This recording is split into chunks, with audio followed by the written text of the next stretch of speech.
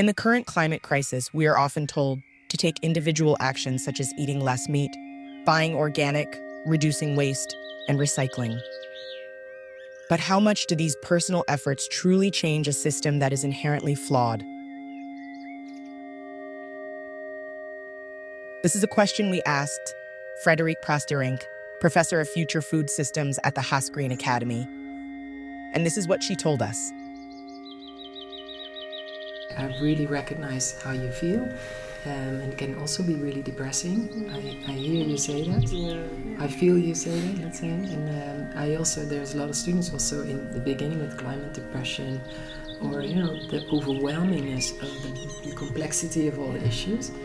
But for me, what really helps is that every individual one, like you, like me, and many others, we all have a circle of influence.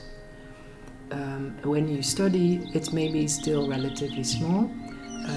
When you are further in your professional career, you have maybe colleagues, or you become director of something. But already now you have your circle of influence with your family, with the housemates, in your project team, whatever. And that is very important. Never underestimate your circle of influence. No matter if you think it's maybe very small, or I know just 4 or 5 people, that's it. Mm-hmm. No, the way what you decide and the way you act and you live is an example for many others. And that's your influence. So we set out to find people who are transforming their own circle of influence through small yet powerful initiatives, showing us not just the world as it is, but as it could be. Could you please both clap? Just the once. We'll be starting our interview. Could you please firstly introduce yourselves? Mm-hmm. My name is Catherine, or Kat, and this is... I'm Zack. And we are the 2 co-founders of the Center for Genomic Gastronomy. So this is an artist collective, and we've been working for about 15 years, looking at food through the lens of art and biotechnology and gastronomy. So a lot of our work foregrounds flavor and taste and smell, and kind of experiencing plants mostly through the human body. But to do that, we have to think deeply about land use and politics and ecology and all the upstream things that impact what we eat before it hits our plate. And how did this project start? The garden project or the genomic gastronomy project? You want to do genomic gastronomy or garden? I'll do genomic gastronomy. Right. So genomic gastronomy started in 2010 when molecular gastronomy was a big buzzword. And with molecular gastronomy, it was all about kitchen chemistry and breaking things down to individual components to build up new taste experiences. And we thought, what would the opposite of that look like? What if you could try and fit an entire ecosystem onto a plate? Or what does it look like to think about biodiversity when you're eating? And that's sort of where the whole project of genomic gastronomy started. In the first 10 years or so, we kind of focused on a critical approach to biotechnology and the life sciences, trying to think about what of these new emerging technologies was useful and important for our values, and what we wanted to reject or challenge. And at the end of the day, our critique was of capitalism, as was the other people we talked to, because even people who were most anxious about human or environmental health, when you asked why and got to that kind of base thing, people realized it was greed and the reduction in biodiversity for the hopes of efficiency that was at the heart of the anxieties and disappointment. And over the last 5 years, we've wanted to be more celebratory and hopeful, and so we focused our energies on looking at biodiversity within a farming and an eating context. So that's sort of been a bit of the journey from critique to sort of more celebration or building something new. And what made you want to start this journey? I got the home garden. Do you have one you want to do? You think about it while I do mine? Well, we should both do it. Sure. Okay. You're going to cut this out, right? Or keep it in because it's funny. We don't mind. We like being human beings. So when I was a little kid, I grew up on a family farm. So we just grew enough food for our family. It wasn't for selling, although sometimes we sold chicken eggs or if we had excess of other things.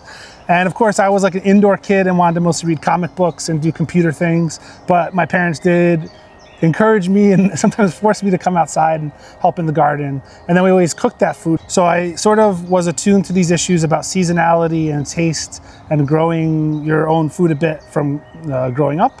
Yeah, so I guess it was that kind of experience as a kid that had like a deep exposure to the diversity of food.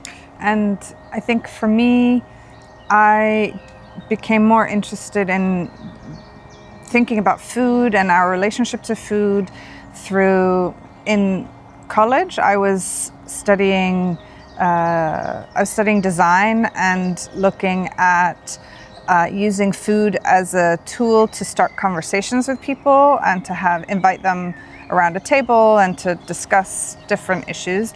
And then I realized, well, food itself is an interesting issue to discuss. And at the time, there was a few books that came out, like Carolyn Steele's Hungry City and Michael Pollan's Omnivore's Dilemma, and various people were thinking about, the food system in different ways. And this really inspired me to think about, well, how could I build a practice around sort of thinking critically about the food system and trying to imagine new alternatives. Since the start of your journey until now, like how has this impacted you? How has it changed the way you see the world? I think we've spent a lot of time doing deep reading on biotechnology and agroecology and talking to like STS scholars, science technology studies, and looking at the kind of, let's say, last century of development of technology and especially agriculture and food, and become more and more critical of that. And at some point, critique as a dominant mode runs out of steam. And I think the sort of hopefulness that we see in the world that we want to contribute to is people doing agriculture and food systems and food activism work at many scales that's biodiverse and colorful and beautiful. And what is the biggest obstacle you face in this kind of work? Time.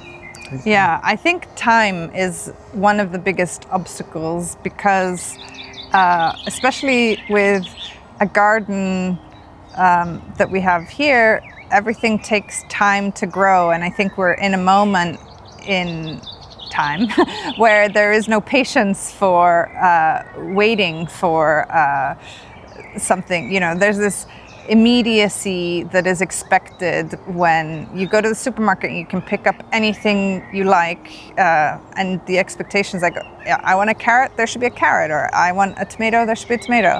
And so we've lost as a society, I think, this sense of seasonality and that things take time and have a time and a place where they're appropriate. We have some forest garden plants here, so like trees that take longer to grow than an annual plant which you can harvest every year.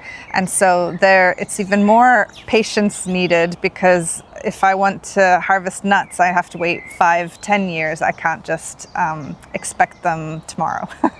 So for me, that's learning to become patient and also just time in your everyday to have the time for gardening. Actually, a second one I was going to say, a second challenge we have is labor. And so food takes a lot of, good food takes a lot of human labor. And sometimes that's either made invisible because people who are laboring around food on farms as farm workers or in the kitchen are hidden from public view very intentionally. And other times it's because there's a deep desire and drive by capital to automate and make things more efficient. In some cases that's okay, but if you ever think about your most celebrated food moments, they probably have humans involved. And so foregrounding and telling those stories and letting that be part of the work is really important. So the aesthetics of labor is something we try to, where possible, bring out. So for example, when we'll do a pop-up restaurant or a pop-up food event at a museum, really insisting that where possible the labor is part of the work and made public so that it can't be hidden behind a wall, which is also means that the other contributors to a project, the other collaborators, get a chance to not only be seen but interact with visitors to an artwork and tell their story or their perspective. This is pretty important. Yeah. Or how else do you share your knowledge with other people? We hold workshops in this space. We have open days. We also publish blog posts and sort of shorter social media stuff.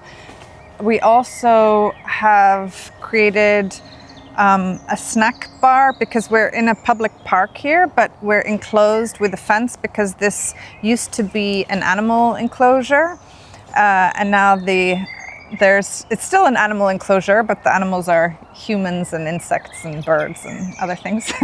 But so along the fence, for members of the public who are just walking through the park, we're growing beans and peas and different things that will grow up along the fence. And so hopefully in the summer it'll be all green and people can help themselves like a snack bar as they walk past. That's the intention. So we'll see if we're successful this year. What do you hope to leave behind?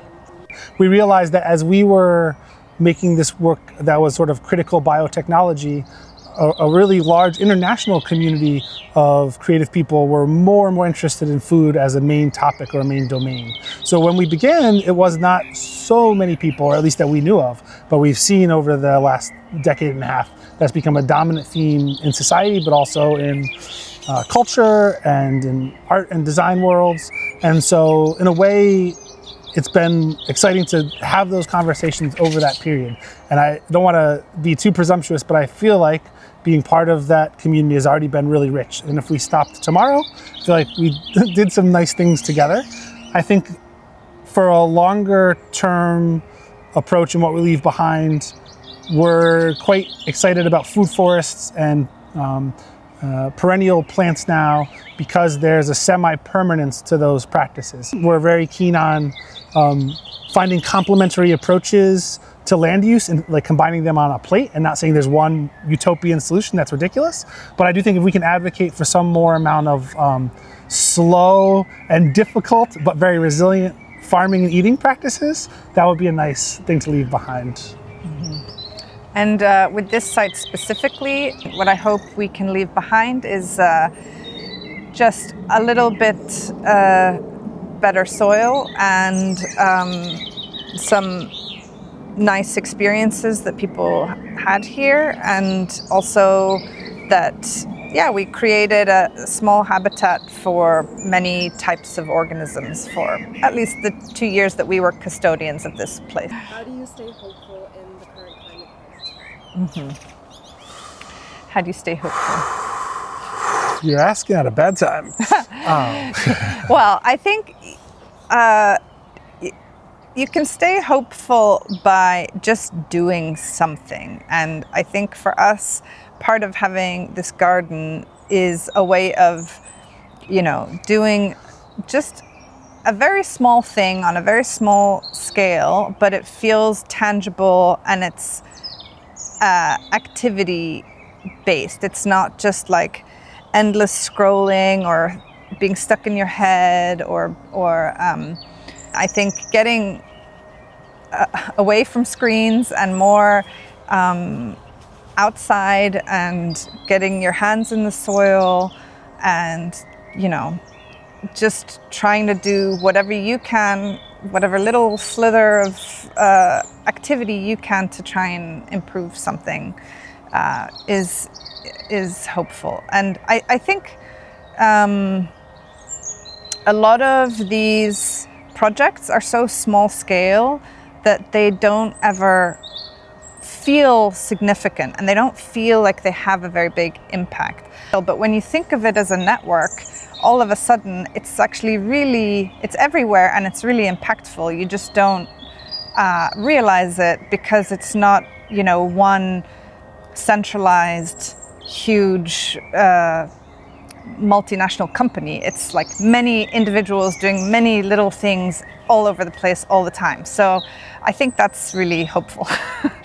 Yeah. And I think that's the moment where if it's not hopeful, it's energizing. Like, okay, that's our work now.